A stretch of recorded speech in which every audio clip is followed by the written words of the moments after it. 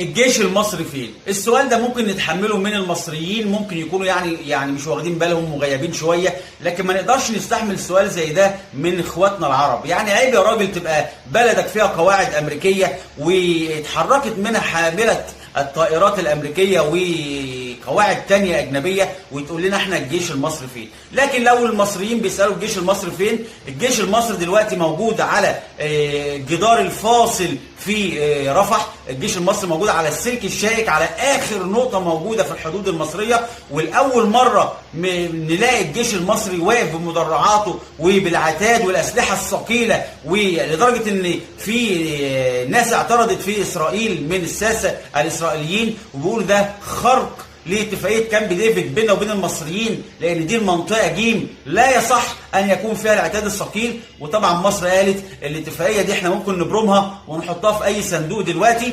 الجيش المصري